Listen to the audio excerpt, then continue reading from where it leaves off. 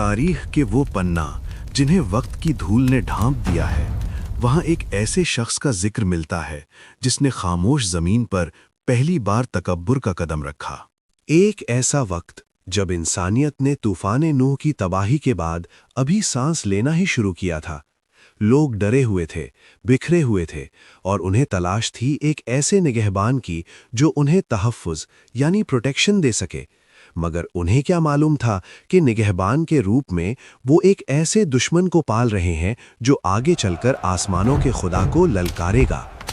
ये दास्तान है उस पहले शख्स की जिसने बादशाहत की बुनियाद रखी, जिसने पहली बार इंसानों को जंजीरों में जकड़ा और जिसने पहली बार दुनिया को दिखाया कि जुल्म क्या होता है। ये कहानी है नमरूद बिन कुश की, दुनिया का पहला टायरेंट। तूफान नूह ने दुनिया को साफ कर दिया था। हजरत नूह अलैहिस्सलाम की कश्ती जब जूदी पहाड़ पर रुकी तो नई दुनिया की शुरुआत हुई। हजरत नूह के 3 बेटे थे, साम, हाम और याफिस। नमरूद का ताल्लुक हाम की नस्ल से था। वो कुश का बेटा था और हजरत नूह का परपोता। नमरूद जब पैदा हुआ तो वो जमाना शिनार, मेसोपोटामिया की तहजीब का था। उस वक्त दुनिया में कोई शहर नहीं थे, कोई कानून नहीं था, लोग कबायली जिंदगी गुजारते थे। मगर नमरूद आम बच्चों जैसा नहीं था। रिवायात कहती हैं कि वो बचपन से ही निहायत तवाना, कदावर और ज़हीन था। उसके अंदर ताकत की एक ऐसी भूख थी जो कभी ख़त्म नहीं होती थी। वो सिर्फ एक शिकारी यानी हंटर बनना नहीं चाहता था, वो इंसानों का शिकारी बनना चाहता था। नमरूद की असल ताकत उसकी तलवार नहीं, उसका दिमाग था। उसने देखा कि लोग भूख और खौफ के मारे बिखरे हुए हैं। उसने पहली बार दुनिया में सेंट्रलाइज्ड पावर का तसव्वुर पेश किया। उसने दुनिया के 4 बड़े शहर तामीर किए, बेबीलोन यानी बाबल, उरुक, अक्कड़ और कैलने। नमरूद ने एक निहायत चालाकी से फूड मोनोपोली शुरू की। उसने गन्ने यानी ग्रेन के अजीम गोदाम बनाए। उसने कानून बनाया कि कोई भी किसान या चरवाहा डायरेक्ट खाना नहीं बेच सकता, सब कुछ बादशाह के गोदाम में आएगा। जब लोगों को भूख लगती वो नमरूद के दरबार में आते। यहीं से उसने टैक्स सिस्टम की बुनियाद रखी। वो खाना देने के बदले लोगों से उनकी आज़ादी छीनता था। उसने लोगों को बताया, मैं तुम्हें खाना देता हूँ, मैं तुम्हें दुश्मन से बचाता हूँ, इसलिए तुम्हारा माल, तुम्हारी औलाद और तुम्हारी जान मेरी मिल्कियत है। ये दुनिया की पहली ऐसी हुकूमत थी जहां इंसान इंसान का गुलाम बन चुका था। उसने सदियों पुरानी बार्टर सिस्टम को खत्म करके अपनी मर्जी का निजाम चलाया। ताकत का नशा जब हद से गुजरता है तो इंसान अपनी औकात भूल जाता है। नमरूद ने जब देखा कि पूरी दुनिया उसकी मुट्ठी में है तो उसके अंदर का तकब्बुर बेदार हुआ। उसने ऐलान कर दिया कि वो सिर्फ बादशाह नहीं है, वो खुदा है, नाउजुबिल्लाह। उसने कहा, जमीन पर रिस्क मैं देता हूँ, मौत और जिंदगी का फैसला मैं करता हूँ, तो फिर मेरे ऊपर कौन सा खुदा है। उसने अपने लिए अजीम महल और बुत खाने बनवाए। उसने लोगों को मजबूर किया कि वो उसके नाम की तस्बीह पढ़ें। उसने अपने दिमाग में एक ऐसी जन्नत तामीर कर ली थी जहां वो अकेला मालिक था। मगर नमरूद को डर था, आसमानों का डर। उसे खौफ था कि कहीं आसमान से दोबारा तूफान ना आ जाए जो उसकी इस खूबसूरत सल्तनत को बहा ले जाए। इसी खौफ और गुरूर के मिलाप ने उसके दिमाग में एक ऐसी इमारत का ख्याल डाला जिसने दुनिया की तारीख बदल दी। उसने अपने वजीरों को बुलाया और हुक्म दिया, एक ऐसा मीनार खड़ा करो जो आसमानों के बादलों को चीर दे। मैं देखना चाहता हूं कि आसमान का खुदा कहां है। नमरूद की सल्तनत का उरूज हो चुका था, मगर ये तो सिर्फ शुरुआत थी। अभी बाबिल का मीनार बनना बाकी था, अभी आसमानों से जंग का ऐलान बाकी था और अभी दुनिया के उस अजीम नबी हजरत इब्राहीम अलैहिस्सलाम का आना बाकी था जो नमरूद के इस कागजी महल को गिराने वाला था। मगर क्या बाबिल का मीनार कभी मुकम्मल हो सका और नमरूद ने खुदा होने का दावा कैसे साबित करने की कोशिश की? देखिए इस दास्तान का अगला हिस्सा, बाबिल का मीनार और खुदाई का दावा। क्या आपने कभी सोचा है कि इंसान की अना यानी ईगो कितनी ऊंची हो सकती है? शिनार की जमीन पर एक ऐसा ढांचा खड़ा हो रहा था जो कुदरत के उसूलों को ललकार रहा था। یہ ٹاور آف بیبل تھا، ایک ایسی عمارت جو مٹی اور پتھر سے نہیں بلکہ نمرود کے خوف اور غرور سے بنی تھی۔ یہ مینار آسمانوں کو چھیرے گا اور دنیا میرے بادشاہ کے قدموں میں ہوگی۔ لوگ کہتے تھے کہ اس کی چوٹی آسمان کو چھو رہی ہے، مگر نمرود کے لیے یہ صرف ایک عمارت نہیں تھی، یہ اس کی فتح کا اعلان تھا۔ وہ دنیا کو دکھانا چاہتا ہے کہ وہ زمین کا ہی نہیں بلکہ آسمانوں کا بھی مالک ہے۔ مگر اسی مینار کے سائے میں قدرت ایک ایسی تبدیلی کی تیاری کر رہی تھی جو نمرود کے اس کاغذی محل کو راکھ بنا دینے والی تھی۔ تاریخ دان اور اسلامک اسکالرز بتاتے ہیں کہ بابل کا مینار اس زمانے کا ایک انجینئرنگ معجزہ یعنی مارول تھا۔ نمرود نے عام پتھر استعمال کرنے کے بجائے اینٹوں کو آگ میں پکا کر مضبوط کرنے کا حکم دیا۔ یہ فائر بیکڈ برکس کا پہلا بڑا استعمال تھا۔ آگ کو اور تیز کرو، یہ اینٹیں پہاڑ سے بھی زیادہ سخت ہونی چاہیے۔ ان اینٹوں کو جوڑنے کے لیے مٹی نہیں بلکہ بٹمن یعنی ایک قسم کا سیاہ تار یا ایسفالٹ استعمال کیا گیا تاکہ یہ عمارت کسی بھی طوفان یا پانی کا مقابلہ کر سکے۔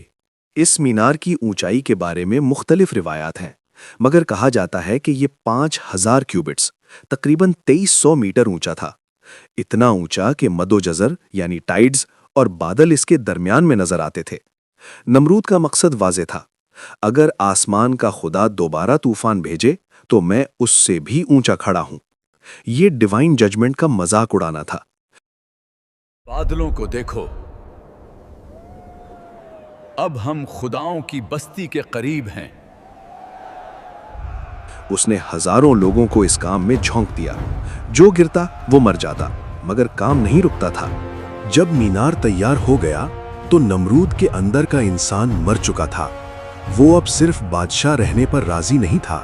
اس نے دربار لگایا اور اعلان کیا، میں نے زمین کو فتح کر لیا ہے، اب آسمان کی باری ہے۔ روایات میں آتا ہے کہ اس نے آسمان کی طرف تیر چلایا اور اللہ کے حکم سے وہ تیر خون آلود ہو کر واپس گرا۔ نمرود نے لوگوں کو دکھایا اور کہا، دیکھو، میں نے آسمان کے خدا کو بھی نعوذ باللہ زخمی کر دیا ہے۔ یہ وہ وقت تھا جب دنیا میں شرک اور بت پرستی آئیڈولٹری نے جنم لیا۔ نمرود نے اپنے نام کے بت بنوائے اور حکم دیا کہ ہر شخص اسے سجدہ کرے۔ اس نے رزق کو اپنا محتاج بنا لیا تھا، جو اسے خدا مانتا اسے کھانا ملتا، جو انکار کرتا وہ بھوکا مرتا۔ پوری سلطنت میں نمرود کا نام گونج رہا تھا، مگر زمین کی گہرائیوں میں ایک نئی سرسراہٹ شروع ہو چکی تھی۔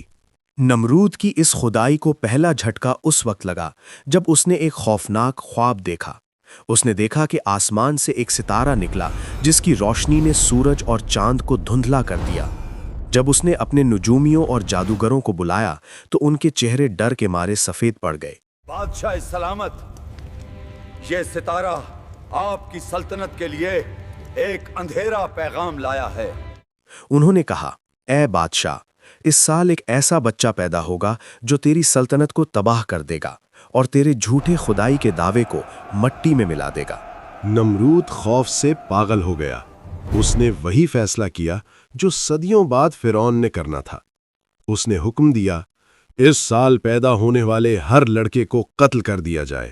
کوئی بھی بچ کر نہ نکلنے پائے۔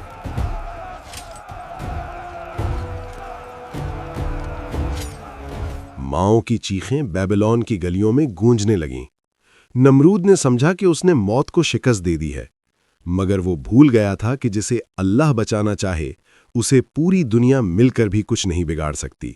نمرود کے سپاہی گلی گلی قتل و غارت کر رہے تھے، مگر ایک ماں نے اپنے بچے کو بچانے کے لیے شہر سے دور ایک غار کا رخ کیا۔ یہیں پر دنیا کے اس عظیم نبی کی پیدائش ہوئی جنہیں ہم ابراہیم علیہ السلام کے نام سے جانتے ہیں۔ وہ بچہ جو نمرود کے تکبر کو روندنے والا تھا، وہ اندھیری غاروں میں پروان چڑھنے لگا۔ وقت گزرتا گیا، ابراہیم علیہ السلام جوان ہوئے۔ انہوں نے ستاروں کو دیکھا، چاند کو دیکھا اور سورج کو دیکھا، اور ہر بار کہا، یہ میرا رب نہیں ہو سکتا۔ انہوں نے اس واحد خدا کو تلاش کر لیا جس کا نمرود منکر تھا۔ اب وہ وقت آ گیا تھا جب دنیا کا سب سے بڑا ظالم اور دنیا کا سب سے بڑا موحد آمنے سامنے ہونے والے تھے۔ اگلا منظر بابل کا دربار ہے۔ ایک طرف نمرود کا غرور ہے اور دوسری طرف ابراہیم علیہ السلام کی حق گوئی۔ کیا ہوگا جب ابراہیم علیہ السلام نمرود کے بھاری دربار میں اس سے للکاریں گے؟ اور وہ کیا دلیل تھی جس نے خدا ہونے کا دعویٰ کرنے والے کو پوری دنیا کے سامنے گم کر دیا؟ دیکھیے اگلا حصہ، نمرود کا دربار اور سورج کا سوال۔ بابل کا وہ عظیم دربار جہاں بڑے بڑے سورما اور بادشاہ سر جھکا کر داخل ہوتے تھے، آج وہاں ایک نوجوان کھڑا تھا جس کے چہرے پر نہ خوف تھا اور نہ ہی کوئی پشیمانی۔ یہ حضرت ابراہیم علیہ السلام تھے۔ ایک طرف دنیا کی سب سے بڑی سلطنت کا مالک تھا جس نے آسمانوں تک مینار کھڑا کیا تھا، اور دوسری طرف وہ شخص تھا جس کے پاس نہ فوج تھی نہ دولت، مگر اس کے دل میں اس رب کا یقین تھا جو پوری کائنات کا مالک ہے۔ آج حق اور باطل آمنے سامنے تھے۔ آج فیصلہ ہونا تھا کہ اصل خدا کون ہے۔ نمرود نے نہایت تکبر سے پوچھا، وہ کون ہے جس کی تم دعوت دیتے ہو؟ میرے سوا تمہارا اور کون خدا ہے؟ حضرت ابراہیم علیہ السلام نے نہایت سکون اور اطمینان سے جواب دیا، میرا رب وہ ہے جو زندگی دیتا ہے اور موت دیتا ہے۔ نمرود نے ایک کٹل ہنسی ہنس دی۔ اس نے اپنے سپاہیوں کو حکم دیا کہ 2 قیدیوں کو لایا جائے جنہیں موت کی سزا سنائی جا چکی تھی۔ دیکھو ابراہیم، ان کی موت اور ان کی زندگی میرے ایک اشارے کی محتاج ہے۔ نمرود نے ایک قیدی کو قتل کر دیا اور دوسرے کو چھوڑ دیا۔ اس نے ابراہیم علیہ السلام کی طرف دیکھ کر کہا، دیکھو میں بھی زندگی دیتا ہوں اور موت دیتا ہوں، میں نے جسے چاہا مار دیا اور جسے چاہا زندگی بخش دی، کیا تمہارا خدا اس سے بڑھ کر کچھ کر سکتا ہے؟ نمرود نے سمجھا کہ اس نے دلیل یعنی لاجک سے ابراہیم علیہ السلام کو ہرا دیا ہے، مگر ابراہیم علیہ السلام نے وہ سوال کیا جس نے دنیا کی سب سے بڑی سلطنت کے مالک کو پورے دربار کے سامنے بے بس کر دیا۔ انہوں نے کہا، بے شک اللہ سورج کو مشرق یعنی ایسٹ سے نکالتا ہے، اگر تو خدا ہے تو اسے مغرب یعنی ویسٹ سے نکال کر دکھا۔ دربار میں خاموشی چھا گئی، پرندے کی پرواز کی آواز بھی سنائی دے رہی تھی۔ نمرود گنگ ہو گیا، اس کے پاس کوئی جواب نہیں تھا۔ مشرق سے مغرب، یہ میرے اختیار میں نہیں ہے۔ وہ جو خود کو آسمانوں کا خدا کہتا تھا، آج وہ ایک معمولی سے سوال کے سامنے بے لباس ہو چکا تھا، مگر اس ذلت نے اس کے اندر کے درندے کو جگا دیا۔ اس نے چیخ کر حکم دیا، اسے جلا دو، اس کے خدا کو دکھا دو کہ میری آگ کی شدت کیا ہے۔ نمرود نے ابراہیم علیہ السلام کو سزا دینے کے لیے دنیا کی سب سے بڑی آگ تیار کرنے کا حکم دیا۔ اسے دنیا کا سب سے بڑا جہنم بنا دو، بادشاہ کا حکم ہے۔ مہینوں تک پوری سلطنت سے لکڑیاں جمع کی گئیں۔ لوگ اتنے دیوانے ہو چکے تھے کہ بیمار عورتیں منت مانتی تھیں کہ اگر وہ ٹھیک ہو گئیں تو وہ ابراہیم کو جلانے کے لیے مزید لکڑیاں لائیں گی۔ جب آگ جلائی گئی تو منظر خوفناک تھا۔ ماڈرن سائنس کے مطابق اتنی بڑی آگ کا درجہ حرارت یعنی ٹیمپریچر 1000 ڈگری سیلسیس سے بھی اوپر ہوتا ہے۔ روایات کہتی ہیں کہ آگ کی تپش اتنی تھی کہ اگر کوئی پرندہ اس کے اوپر سے گزرتا تو وہ جل کر راکھ ہو جاتا۔ کوئی بھی انسان اس آگ کے قریب جانے کی ہمت نہیں کر سکتا تھا۔ ابراہیم علیہ السلام کو آگ میں پھینکنے کے لیے حزن نام کے ایک شخص نے منجنیق بنائی۔ جب انہیں اس کمان پر رکھا گیا تو فرشتے تڑپ اٹھے، مگر ابراہیم علیہ السلام کا دل سکون میں تھا۔ انہوں نے صرف اتنا کہا، اللہ میرے لیے کافی ہے اور وہ بہترین کارساز ہے۔ جیسے ہی ابراہیم علیہ السلام اس بھیانک انفرنو کے درمیان گرے، آسمانوں سے ایک حکم نازل ہوا۔ اللہ نے فرمایا، اے آگ، ابراہیم پر ٹھنڈی اور سلامتی والی بن جا۔ دنیا کے تمامی قدرتی اصول، لاز آف نیچر معطل ہو گئے۔ آگ جو ہر چیز کو راکھ کر دیتی ہے، وہ ابراہیم علیہ السلام کے لیے گلزار بن گئی۔ ان کی زنجیریں جل کر راکھ ہو گئی، مگر ان کا لباس اور ان کا جسم بالکل محفوظ تھا۔ نمرود اپنے محل کی بلندی سے یہ تماشا دیکھ رہا تھا۔ اس نے دیکھا کہ آگ کے ڈھیر کے درمیان ابراہیم علیہ السلام سکون سے بیٹھے ہیں اور ان کے چاروں طرف پھول کھل رہے ہیں۔ نمرود کی آنکھوں میں یقین نہیں تھا۔ اس نے سمجھا تھا کہ وہ ابراہیم علیہ السلام کو مٹا دے گا، مگر اس آگ نے نمرود کی رہی صحیح خدائی کو مٹی میں ملا دیا تھا۔ یہ جادو ہے یا کوئی معجزہ؟ وہ آگ میں زندہ کیسے ہے؟ حضرت ابراہیم علیہ السلام آگ سے صحیح سلامت باہر نکل آئے۔ یہ دنیا کی تاریخ کا وہ معجزہ تھا جس نے ہزاروں لوگوں کو سوچنے پر مجبور کر دیا کہ اصل خدا وہ نہیں جو تخت پر بیٹھا ہے، بلکہ وہ ہے جو آگ کو باغ بنا دیتا ہے۔ اتنے بڑے معجزے کے بعد بھی نمرود کا دل نرم نہیں ہوا۔ اس کا تکبر اب ایک جنون بن چکا تھا۔ اس نے فیصلہ کر لیا کہ وہ اب کسی نبی سے نہیں بلکہ سیدھا خدا سے جنگ کرے گا۔ اس نے اپنا عظیم لشکر جمع کیا اور آسمان کے خدا کو جنگ کی دعوت دے دی۔ اے ابراہیم کے رب، اگر تو ہے تو آ اور مجھ سے جنگ کر۔ مگر نمرود کو کیا معلوم تھا کہ اللہ اس سے ہرانے کے لیے کوئی فوج نہیں بھیجے گا، بلکہ دنیا کی سب سے کمزور مخلوق کو بھیجے گا۔ وہ کون سا عذاب تھا جس نے نمرود کی 400 سال کی حکومت کو مٹی میں ملا دیا، اور کیسے ایک لنگڑے مچھر نے دنیا کے پہلے ظالم کو صدیوں تک رونے پر مجبور کیا۔ یہ بادل نہیں، یہ تو موت کا لشکر ہے جو ہماری طرف بڑھ رہا ہے۔ دیکھیے اس داستان کا آخری اور سب سے عبرتناک حصہ، مچھروں کا لشکر اور نمرود کا انجام۔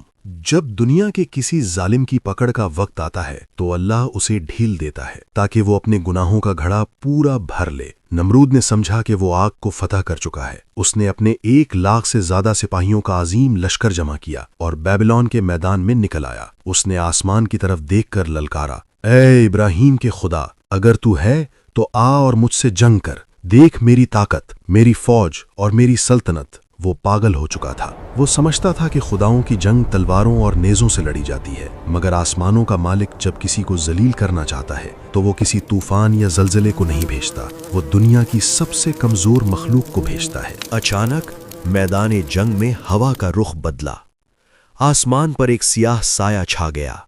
سپاہیوں نے سمجھا کہ شاید کوئی طوفان آ رہا ہے، مگر وہ مچھروں کا ایک عظیم لشکر تھا، اتنے مچھر کہ انہوں نے سورج کی روشنی کو چھپا لیا۔ جب وہ مچھر نمرود کی فوج پر ٹوٹے تو منظر دہشت ناک تھا۔ وہ مچھر عام نہیں تھے، وہ اللہ کے سپاہی تھے۔ انہوں نے سپاہیوں کا گوشت کھا لیا اور ان کا خون پی گئے۔ کچھ ہی منٹوں میں نمرود کی وہ عظیم الشان فوج جس پر اسے ناز تھا صرف ہڈیوں کا ڈھیر بن کر میدان میں بکھر گئی۔ سونے کی ڈھال اور لوہے کی زرہ انہیں اللہ کے اس معمولی سے لشکر سے نہ بچا سکی۔ نمرود نے جب اپنی فوج کو مٹی میں ملتے دیکھا تو اس کا غرور خوف میں بدل گیا۔ وہ اپنی جان بچا کر بھاگا اور اپنے مضبوط قلعے فورٹریس میں داخل ہو کر ہر دروازہ بند کر لیا۔ نمرود نے سمجھا کہ وہ قلعے کی دیواروں کے پیچھے محفوظ ہے، مگر اللہ کا فیصلہ ہو چکا تھا۔ اللہ نے ایک لنگڑے مچھر کو حکم دیا جس کا ایک پر یعنی ونگ ٹوٹا ہوا تھا۔ وہ مچھر قلعے کے ایک چھوٹے سے سوراخ سے اندر داخل ہوا اور نمرود کے دماغ تک پہنچنے کے لیے اس کی ناک کے رستے داخل ہو گیا۔ وہاں پہنچ کر اس نے نمرود کے دماغ کی جھلی یعنی میمبرین کو کاٹنا شروع کیا۔ نمرود کے سر میں ایسی شدید تکلیف شروع ہوئی کہ وہ پاگل ہونے لگا۔ اسے سکون صرف تب ملتا جب کوئی اس کے سر پر زور سے چوٹ مارتا۔ اس نے اپنے ملازموں کو حکم دیا کہ وہ بھاری ہتھوڑوں، میلٹس اور جوتوں سے اس کے سر پر ماریں تاکہ اس مچھر کی گونج تھوڑی دیر کے لیے رک جائے۔ مارو، زور سے مارو، میرے دماغ میں جو شور ہے اسے خاموش کرو۔ دنیا کا وہ بادشاہ جو لوگوں سے سجدہ کرواتا تھا، آج وہ لوگوں سے اپنے سر پر جوتے کھانے کی التجا کر رہا تھا۔ تاریخ دان لکھتے ہیں کہ نمرود 400 سال تک اس عذاب میں رہا، اتنے ہی سال جتنے سال اس نے تکبر سے حکومت کی تھی۔ 1 سال کے بدلے 1 سال کا عذاب۔ ایک دن نمرود کی تکلیف اتنی بڑھ گئی کہ اس نے اپنے سب سے پر اعتماد ملازم کو اشارہ کیا کہ وہ مزید زور سے مارے۔ ملازم نے خوف اور دباؤ میں آ کر ہتھوڑا اتنی زور سے مارا کہ نمرود کی کھوپڑی پھٹ گئی۔ वो शख्स जिसने आसमानों तक मीनार खड़ा किया था, वो शख्स जिसने आग को आड़ न समझा था, आज वो एक मामूली से कीड़े के हाथों जलीलो ख्वार होकर मर गया। जब वो मरा तो वो खुदा नहीं था, बल्कि एक इबरत का निशान था। न उसकी फौज काम आई, न उसका बाबिल का मीनार, और ना ही उसका सुनहरी ताज। अल्लाह ने दुनिया को दिखा दिया कि तकब्बुर की हर इमारत रेत की दीवार होती है। आज बाबुल की वो गलियां खामोश हैं। बाबुल का मीनार मट्टी का ढेर बन चुका है। नमरूद का नाम आज सिर्फ इबरत के लिए लिया जाता है। उसने दौलत जमा की, ताकत बनाई, मगर शुक्र भूल गया। ये कहानी सिर्फ नमरूद की नहीं, हर उस शख्स की है जो अल्लाह की दी हुई नेमतों पर गरूर करता है। सोचिए, अगर अल्लाह एक मच्छर से सल्तनतें गिरा सकता है तो हमारी क्या हैसियत है। नमरूद मारा गया, मगर उसका किस्सा आज भी पुकारता है, गरूर से नहीं, शुक्र से जियो, क्योंकि मौत का मच्छर किसी भी वक्त दिमाग में दाखिल हो सकता है। नमरूद मर गया, मगर सवाल यह है कि वो अजीमुशान सल्तनत कहाँ गई। आज इराक की तपती हुई रेत के नीचे दबे हुए वो खंडर गवाही देते हैं कि यहाँ कभी दुनिया का सबसे ऊंचा मीनार खड़ा था। बाबिल का वो मीनार जिसे नमरूद ने अपनी खुदाई का निशान बनाया था, आज वो सिर्फ मिट्टी का एक ढेर है। तारीखदान कहते हैं कि जब अल्लाह का अजाब आया तो ना सिर्फ नमरूद मारा गया, बल्कि उसकी पूरी तहजीब को ऐसी बिखरा दिया गया कि लोग एक दूसरे की जुबान तक भूल गए। तुम्हारी जुबान अचानक मुझे पराई क्यों लग रही है? मैं तुम्हें समझ नहीं पा रहा। यहीं से दुनिया में मुख्तलिफ जुबानों, लैंग्वेजेस का आगाज हुआ। अल्लाह ने उनके इत्तिहाद को, जो जुल्म पर मबनी था, इंतशार में बदल दिया। अल्लाह का इंसाफ हमेशा बराबर होता है। नमरूद पहला जालिम था जिसे मच्छर के जरिए जलील किया गया, मगर तारीख ने खुद को सदियों बाद फिर दोहराया। रोमन एम्परर टाइटस, जिसने जेरूशलम में कुद्स को तबाह किया था, उसका अंजाम भी बिल्कुल नमरूद जैसा हुआ। उसे भी एक मच्छर ने नाक के रास्ते दिमाग में दाखिल होकर सदियों तक तड़पाया। क्यों? क्योंकि अल्लाह दुनिया को बताना चाहता है कि जो बादशाह अपने सर पर गुरूर का ताज सजाते हैं, उनकी सजा उन्हीं के सर में रखी गई है। नमरूद ने 400 साल तक गुनाह किए तो 400 साल तक जूते खाए। टाइटस ने मुकद्दस जगहों की बेहुरमती की तो उससे भी वैसी ही मौत मिली। ये दुनिया एक मुकाफाते अमल है, यहां जो बोओगे वही काटोगे। हम नमरूद की कहानी सुनते हैं और हैरान होते हैं, मगर क्या हमने अपने इर्द गिर्द देखा है? आज के टावर ऑफ बेबल ब्रिक्स के नहीं, बल्कि टेक्नोलॉजी, पैसे और ताकत के हैं। आज का इंसान फिर से समझने लगा है कि वो कुदरत को काबू कर सकता है। वो समझता है कि उसके बनाए हुए हथियार और उसकी साइंस उसे हर अजाब से बचा लेगी। मगर याद रखिए, नमरूद के पास भी उस वक्त की बेहतरीन टेक्नोलॉजी थी। उसके पास भी दुनिया का सबसे बड़ा ग्रेन सिस्टम था, मगर जब अल्लाह की पकड़ आई तो सारी साइंस और सारी दौलत धरी की धरी रह गई। नमरूद का किस्सा हमारे लिए एक आईना है। यह हमसे सवाल करता है, क्या तुम भी अपने रिस्क को अपनी मेहनत समझते हो? क्या तुम भी अपनी ताकत पर मगरूर हो? याद रखिए, हर नमरूद के लिए एक मच्छर काफी होता है। हमने इस डॉक्यूमेंट्री में देखा कि कैसे एक बादशाह ने दुनिया को अपने कदमों में झुका लिया, मगर अल्लाह के एक मामूली से हुक्म ने उसे मिट्टी में मिला दिया। हजरत इब्राहीम अलैहिस्सलाम का यकीन जीत गया और नमरूद का तकब्बुर हार गया। ये दास्तान हमेशा जिंदा रहेगी ताकि आने वाली नस्लें जान सकें कि असल बादशाहत सिर्फ अल्लाह की है। उम्मीद है कि नमरूद की ये इबरतनाक दास्तान आपके दिलों में शुक्र और आजिज़ी यानी ह्यूमिलिटी पैदा करेगी। अगर आपको हमारी ये मेहनत पसंद आई है तो इस वीडियो को अपने दोस्तों और घर वालों के साथ ज़रूर शेयर करें। कमेंट में बताएं कि आप अगली डॉक्यूमेंट्री किस टॉपिक पर देखना चाहते हैं, हज़रत मूसा और फिरौन या फिर कौम आद। मैं हूं आपका होस्ट और आप देख रहे थे आदम वाक़ियात। अल्लाह हम सबको गुरूर से बचाए और हमेशा शुक्र करने वाला बनाए। अल्लाह हाफिज़।